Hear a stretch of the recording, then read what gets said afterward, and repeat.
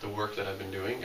Initially, I was working in a transitional housing unit. Our job there, for lack of a better expression, was to help people to transition off the streets and inside for the first time in a very long time. These were folks who had been experiencing chronic cycles of homelessness for a very long time, for various reasons. And I've also worked here at Pacifica Housing as a streets to home support worker.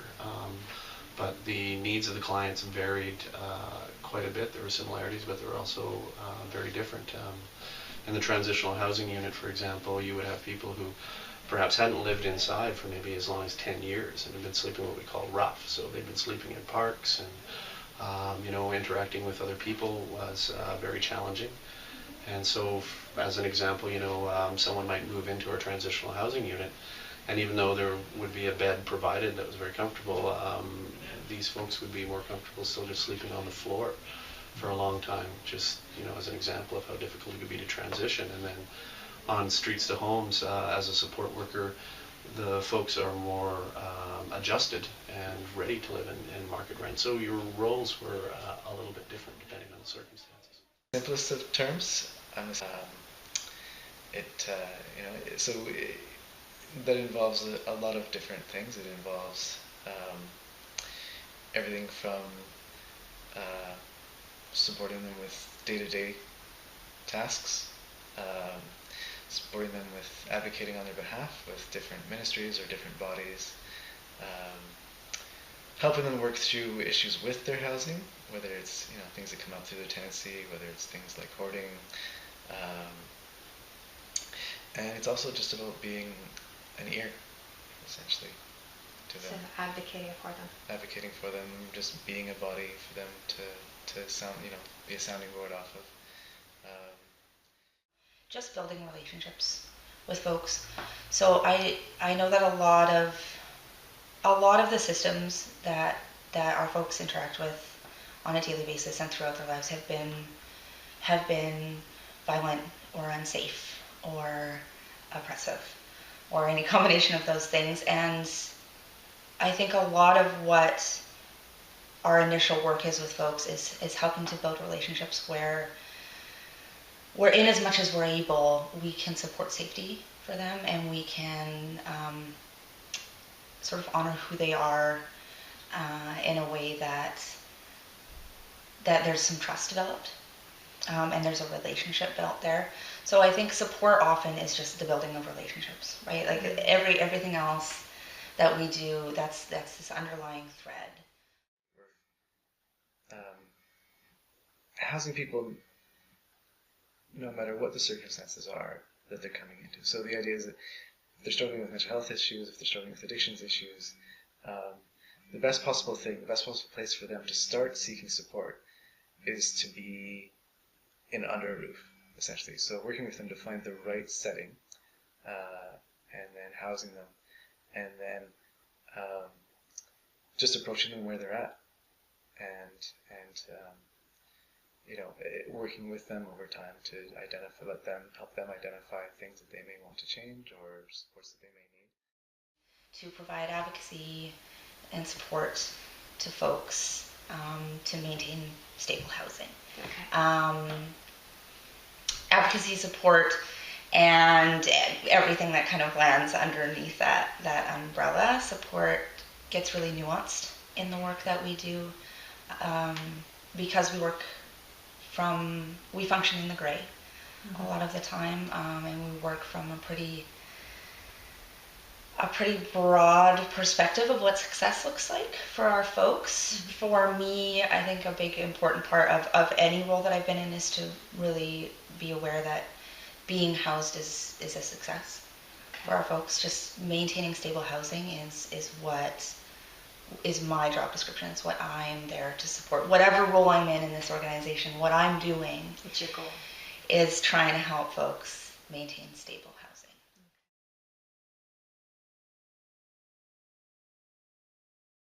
Sure. There's a couple of things. I think, first of all, personally, with working with this demographic, despite the adversity and challenges that many of my clients have faced, I'm always amazed at the resiliency, the strength, the determination, the creativity the ingenuity and imagination of which they've been able to overcome some of those challenges and just and survive. One of the examples being there are these bylaws that move people out of the parks. People are only allowed to sleep in the parks from sunset to sunrise. So at 7 o'clock, the police or the bylaw officers will come along and move people out. And for folks who are not feeling well or could have lots of issues, this can be really disruptive. And in some cases, they're moved along and their belongings are taken, and so they can lose things that are very important to them and very hard to replace. So one of my clients came up with a very, I thought, very innovative solution to that. He created his own platform or trailer that he would attach to his bike, and he could put his tent on this platform, put all his belongings inside, so when the police and bylaw officers came in the morning, he could just jump on his bike, roll away, and keep all his belongings. I think the other thing is, a sense of our connectedness, and that we are all connected in this, that the folks that I work with, I could be those folks needing that support and help. It could be my friends, it could be my family. And I think, in that sense, it really strikes with me the importance of why we need to take care of the least fortunate folks in our society, because it could be any one of us. I have a lot of privilege in my life. I walk around carrying a lot of privilege, and it was tough to see and to realize and to start to understand how intensely oppressive and violent our systems are.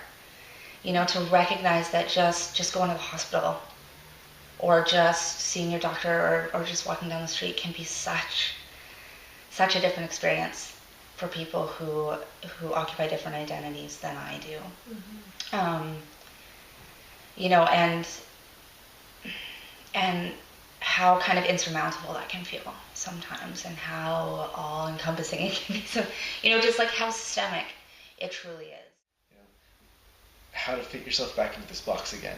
Okay. You've been living outside. You've been, you have a community outside, and you've had a certain way of living, and now you're in this very contained setting that has all these norms, and so how do you rectify both of those, and how do you kind of help them sort of become acclimatized to that space now? So it's much more than finding a home, it's having them adapt to this new way of living. Yeah. The other big kind of part that I feel doesn't get recognized enough, or maybe I don't see it enough in the broader conversations about homelessness and housing first and all of those things, is just, by the time I meet someone, they have been surviving against pretty insurmountable odds, often for a really long time. They have been functioning within a social structure that has marginalized them to a degree of violence that is almost indescribable in my life. And I think the resiliency and the strength and the capacity to survive that folks come with by the time I meet them is just, I am always in awe of. Sorry, I'm getting a little emotional. That's okay. It's been something that's been mentioned in the other interviews. Yeah. It's huge, and I think any support that I do has to honor that, and has to be guided and directed by that, because people know their lives, and they know their experiences, and they know what's best for them, and they know how to support themselves way better than I'm ever gonna. I think the one word that I keep coming back to, no matter what, is resiliency.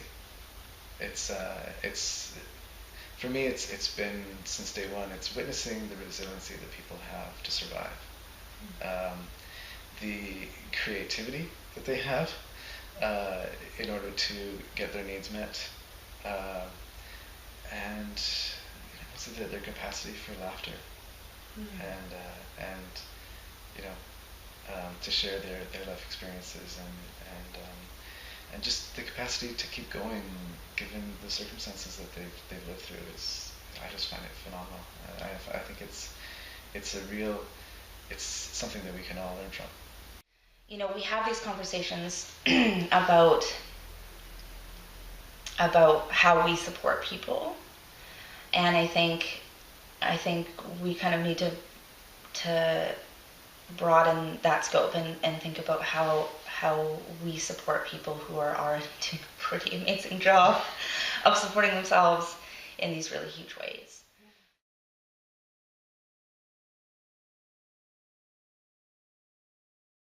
How criminalized homelessness is, how criminalized poverty and homelessness and even marginalization can be. Can you speak to what that means? Yeah, I think I've really started to see that there isn't, well, we don't, it's not illegal to be homeless in Canada, but it is illegal to engage in most of the practices necessary for the survival of folks who are experiencing homelessness, right? Like, it's illegal to be most places and also be homeless. It's like, there's all of these ways that we criminalize people for engaging in the practices that they need to survive. As I said, I feel like there's this dehumanizing, this is something that these people experience over here, and as cliche as it sounds, you know, these folks are our brothers, they're our sisters, they're our parents. One of the things that I've learned through the years of working with folks is that so many of them have so many amazing stories and have lived so many different lives, and the margin of difference between us and, you know, or folks that are housed and folks that have experienced homelessness, the margin of difference I've always found is so minimal. I feel like it's a very thin line. It's a question of it's a question of supports. It's a question of mental health. A huge component is mental health. A real lack of awareness about, you know, mental health, addiction, and homelessness in general. I think also the complexities of the situations unique to each individual and what's required in order to support and assist people is definitely misunderstood. But perhaps, possibly, I think the most significant is the vital role of the services of the nonprofit agencies to fill in the gaps in our mental health, addictions, and homelessness systems that are chronically underfunded, and how vitally important they are to the people who are using them and who are using those services. You know, I'm talking specifically, you know, like places like Our Place, shelters, Mustard Seed, providing food banks and things like that, because the people who are accessing these are vulnerable, poor, elderly folks, people with physical and mental disabilities, people who've been afflicted with mental health. You know, someone who has been cruising along their whole life as normal as anybody is, and then have been afflicted by mental health, and now are just trying, these services are just basically keeping them their subsistence level Right. for these services, and also working poor folks who you know, are working and really doing their best to try and move themselves up to a state where they can be self-sufficient. And I think if people had a little bit more awareness about that, they would be demanding from their governments that we have better funding and better services in order to support these folks. Not in my neighborhood. I don't want to see it kind of mentality that you know, people really need people to be moved on in the morning. They're camping here. Mm-hmm. We don't want them camping there. But there's not a lot of conversations going on about, well, then where? You know, and then even more to the point, there's not a lot of conversations going on about, okay, but why? When I initially graduated from the program, I was volunteering in various different organizations to just get out there, and I was working in the hygiene department at Our Place. And there was this fellow that I got to know quite well, and he was coming in to shower every day and to clean up and do his laundry and things, and he was sleeping in the park. I don't know exactly what his history was. A very clean-cut guy, very well-spoken, but one way or another had wound up and found himself in this situation. And he was a certified chef, he was Red Seal, and he got himself a job. He eventually was working 2 jobs. He would sleep in the park, come in and shower, and go to work. And I remember the day he came in and he said, I won't be coming back because I've found a place and I've got my feet underneath me now. And those are the stories I like to remember and hold on to when things are rough, because that was pretty awesome. You know, like what are the social systems that exist that are creating homelessness in our society and in Victoria? And you know, if witnessing homelessness is uncomfortable for you to the point that you need it to move along, to where? Like who's comfortable with witnessing homelessness, and should we even get comfortable with that? And if we're not comfortable with that, should we criminalize the behaviors associated with it, or should we be making different kinds of change? Response from people who I say what I do and they say, wow, oh God, that must be so hard. And what they mean is, more often than not, wow, it must be so hard to witness these people. It must be so hard to work with those people. Those people must be really difficult. They mean a lot of stuff about the people that I work with, and they're implying a lot often. When I ask questions about what they mean, that's usually where it goes to, is those people. And it's just so strange to me because, you know, the hard part about this work for me is not the people. That's the good part. That's the easy part. The folks are amazing. They're astounding. They're resilient. They're exceptional. They're interesting. They're nuanced. They're like every other person in the world. They're nuanced and they're complicated and they're complex. And I get to spend this time with them and I get to know them in this way that I feel so privileged to have the opportunity to do. And when I think about the hard part for me, it's just seeing that systemic oppression all day, every day, and just coming up against it with folks and witnessing people's experiences of that, and just seeing what that looks like and how that plays out every day. I have conversations about how the world that we live in creates the homelessness that we have in Victoria is awesome. That's the conversation I want to have with people. You know, that's the conversation we need to have more. This isn't an individual. This isn't a handful of individuals. This isn't a group of many, many individuals that have a problem. This is a really sick system that creates this over and over. It just reproduces it over and over. And we disrupt that in what we do. Our folks disrupt that in what they do, and we do our best, and I think we work within the system in a way within this organization that I'm just proud of every day. But it's a really sick system, and I think we need to start as individuals and as citizens making changes there.